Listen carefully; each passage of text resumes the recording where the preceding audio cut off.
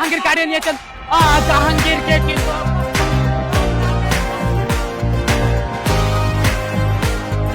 টানটান উত্তেজনা আর আক্রমণ পাল্টা আক্রমণের উত্তাপ।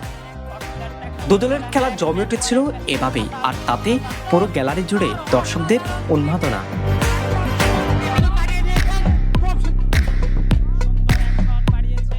কক্সবাজার জেলা খেলোয়াড় সমিতি গোল্ড কাপ ফুটবল টুর্নামেন্ট 2026-এর দ্বিতীয় ম্যাচে মাঠে নেমেছিল টেকনাফ উপজেলা ও পেকুয়া উপজেলা। খেলা শুরু হবার আগভাগে বীরশ্রেষ্ঠ রুহুল আমিন স্টেডিয়ামের গ্যালারি কানায় কানায় পূর্ণ হয়ে যায়।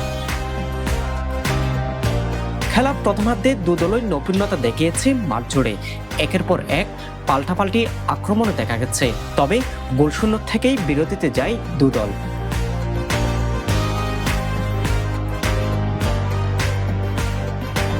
দ্বিতীয়ার্ধে আবারও মাঠে নেমে নিজেদের কৌশলগত দক্ষতা দেখিয়ে গোলের জন্য মরিয়া হয়ে ওঠে দুদলই। তবে খেলার 58 মিনিটে দুর্দান্ত একটি শটে প্রতিপক্ষের জালে বল ফাটায় টেকনাফের রবিন, আর সেই গোলে জয়ের স্বাদ মেলে টেকনাফের।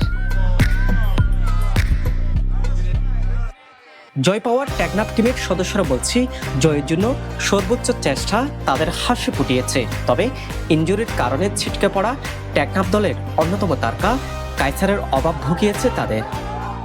আমাদের টিমের প্রত্যেকটা প্লেয়ার অনেক বেশি ভালো চেষ্টা করছে, তার জন্য আমরা এই গোলটি পেয়েছি এবং এই গোলের মাধ্যমে আমরা জয় পেয়েছি। আলহামদুলিল্লাহ, অনেক বেশি ভালো লাগছে। আমরা খেলার সময় আমরা পেশার হিসেবে নিব না, আমরা খেলাটাকে সবসময় উপভোগ করব। আমরা সবাই সবার জায়গা থেকে ভালো খেলা উপহার দেওয়ার চেষ্টা করবো। ইনশাল্লাহ আমরা জয় ছিনিয়ে আনবো, যে কোনো দল থেকে আমরা আমাদের সর্বোচ্চটা দিই ইনশাল্লাহ। আমাদের মিডফিল্ডে একটু অভাব ছিল, আমাদের কাইসার ইনজুরি, যার কারণে আমাদের মিডফিল্ডে একটু অভাব দেখা দিয়েছে।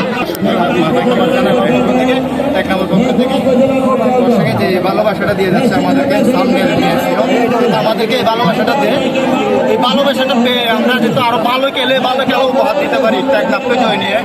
এদিকে পরাজয়ের স্বাদ পেলেও খেলা নিয়ে সন্তুষ্ট পেকুয়া উপজেলা, কেননা প্রতিভাবান তরুণ খেলোয়াড়েরা অন্যবারের তুলনায় ঝলক দেখিয়েছে এবার।